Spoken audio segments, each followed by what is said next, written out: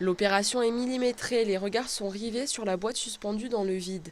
Chacun retient son souffle, la pirogue carolingienne retrouvée dans le lac du Bourget va s'installer dans le musée savoisien.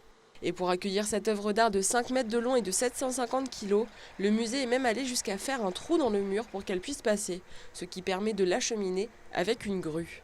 Il faut être très minutieux parce qu'on est vraiment sur des éléments qui sont soit fragiles, soit importants, soit valorisés. Et l'idée, c'est d'éviter à tout prix toute espèce de percussion. Donc de la minution, de la patience et une bonne gestion du stress.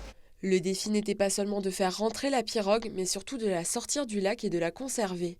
Découverte en 1989 par un plongeur, elle n'est extraite qu'en 2017 des eaux du Bourget. Les travaux de restauration sont alors lancés. Alors l'enjeu principal de la restauration, c'était de conserver la forme de la pirogue. C'est vraiment la question la plus complexe, puisque c'est la forme qui nous dit que c'était un bateau, comment il a été construit, à quoi il a pu servir. Et conserver la forme, ça voulait dire réussir à la sécher, puisque quand on sèche un bois gorgé d'eau, il se déforme irrémédiablement. Il s'agissait de remplacer l'eau par de la résine, et ensuite de lyophiliser la pirogue pour enlever toute l'eau résiduelle. Et ces étapes ont commencé en 2017, quand la pirogue est sortie du lac du Bourget, et a duré plusieurs années. Cette pirogue, datant de 680 à 940 après Jésus-Christ, devient une pièce centrale dans l'exposition du musée savoisien.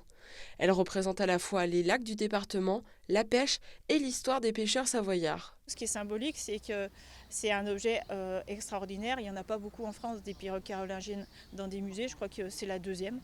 Donc pour nous, oui, c'est un objet emblématique et il est énorme. Et je pense que le fait que ça soit un objet très gros, très grand, il fait 6 mètres de long, ça va marquer dans la scénographie le visiteur.